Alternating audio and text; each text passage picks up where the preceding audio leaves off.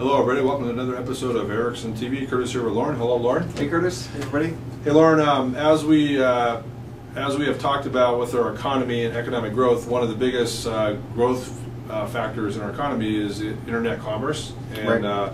In fact, last holiday sales, the retail stores were actually flatter in decline, while internet sales online were a huge increase, near double digits. So, huge part of our economy. And there's right around month of early April, there was a disclosure about this bug in the internet system called Heartbleed, the Heartbleed Bug. Right. Yes. And without getting too technical and getting bogged down in the details, my understanding is it's a vulnerability in the open source SSL internet language system that allows encrypted data to be unencrypted and allows supposedly secure information such as social security numbers, passwords, right. Things like that to potentially be discovered. And at the time of the announcement, it was estimated that 17% of all servers were vulnerable to this. That's a lot. That's a lot.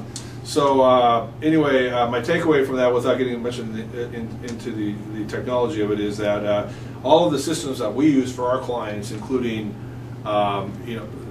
data storage, including things that we do with our tax return filing, things that we do with communication to our clients, first of all, do not use this open SSL technology anyway. But that being said, they're aware of that we've taken measures to make sure that we're not going to be exposed to this bleed. So, what's your thoughts about that? What have you heard? Well, I've mostly heard a lot of rumors. I think most people don't really know too much about what it is. Right. But and also I've heard a lot of people say that they're now using a separate password for every single thing that they do. Right. Which is pretty frustrating, but I suppose that's one of the things you have to do. Yeah, I think changing your password is probably your best defense against this, and then making sure that it's got enough of a strength to it, using different characters and things like that. So, well.